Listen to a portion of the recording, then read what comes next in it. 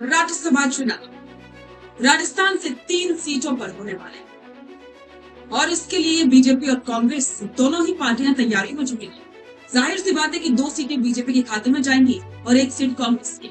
लेकिन यहाँ गणित थोड़ा सा उल्टा पड़ता नजर आ रहा है। ऐसी चर्चाएं चल रही हैं कि बीजेपी ने एक ऐसा प्लान बनाया है जिससे कि कांग्रेस में अब डर का माहौल है। तो आज हम आपको बताएंगे इसका सच। क्या सच में कांग्रेस को क्रॉस वोटिंग का डर? क्या सच में कांग्रेस के कुछ दिग्गज उन्हें धोखा दे सकते हैं? नमस्कार, स्वागत है आप सभी का द फैक्ट इंडिया पर और मैं हूं आपके साथ पूजा जादव। राज्यसभा चुनावों की तारीखों का ऐलान हो चुका है और इसके बाद से लगातार बीजेपी और कांग्रेस दोनों ही अपनी तैयारियों में जुटी है। बीजेपी के चेहरे फिक्स हैं, कांग्रेस में भी असमंजस की स्थिति है।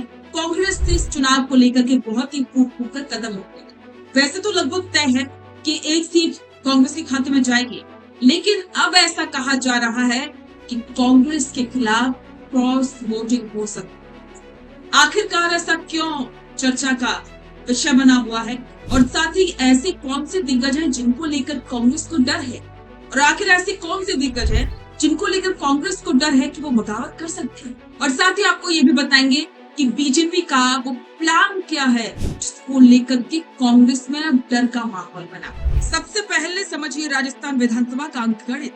200 सीटों वाली राजस्थान विधानसभा में इस वक्त बीजेपी के पास 118 विधायक है, जबकि कांग्रेस के पास 67।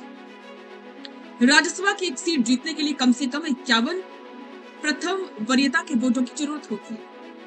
इस लिहाज से बीजेपी अपने नंबरों के दम पर 2 सीटें बेहद आसानी से जीत रही है और तीसरी सीट कांग्रेस के खाते में जाती दिख रही है।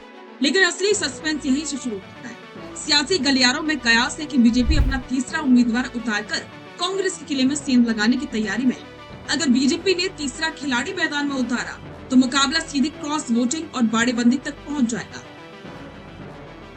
कांग्रेस के पास 67 विधायक हैं, जो 1 सीट के लिए काफी है, लेकिन पार्टी के भीतर इस वक्त भारी बेचैनी है। खबरों की माने तो सबसे बड़ा डर अंदरूनी बगावत का है। साल 2023 के राज्यसभा चुनाव में जब कांग्रेस हाईकमान ने राजस्थान से बाहर के नेताओं को दिल्ली भेजा था, तब स्थानीय विधायकों में भारी असंतोष था। इस बार विधायकों ने साफ स्टैंड ले लिया है कि उम्मीदवार लोकल फेस यानी कि राजस्थान का ही होना चाहिए। कांग्रेस हाईकमान को डर है कि अगर फिर से किसी बाहरी यानी कि पैराशूट उम्मीदवार को टिकट दिया गया तो विधायकों की नाराजगी क्रॉस वोटिंग में बदल सकती है। यही वजह है कि कांग्रेस अभी से व्हिप जारी करने और विधायकों को एकजुट रखने की रणनीतियों पर काम कर रही है। और दूसरी तरफ सत्ताधारी बीजेपी में टिकटों को लेकर दिल्ली से जयपुर तक मंथन तेज है।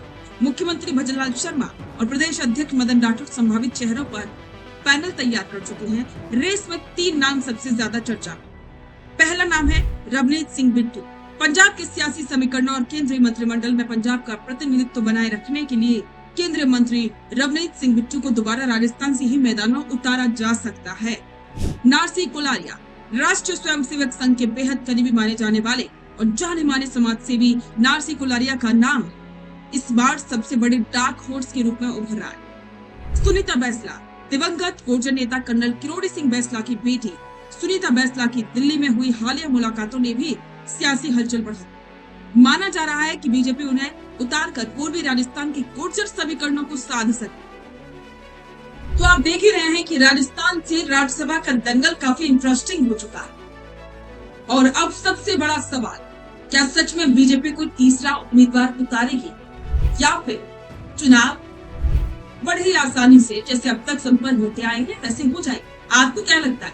कमेंट बॉक्स में अपने विचार जरूर साझा करें और बने रहें द फैक्ट इंडिया के साथ। रुकिए और जरा ध्यान से सुनिए। क्या आप हमारी इन खबरों से अपने व्यापार को भी बढ़ाना चाहते हैं? तो आप भी खबरों के दौरान इस तरह के एलिमेंट्स पर अपना विज्ञापन दे सकते हैं, या फिर ऐसे खबर के 1 मिनट बाद अपना पूरा विज्ञापन डलवाएं, जो कि 8 लाख से ज्यादा सब्सक्राइबर्स और फॉलोअर्स वाले द फैक्ट इंडिया चैनल्स और पेजेस से राजस्थान के कोने कोने में पहुंचेगा और इससे आपका व्यापार, ब्रांड सब कुछ बढ़ेगा।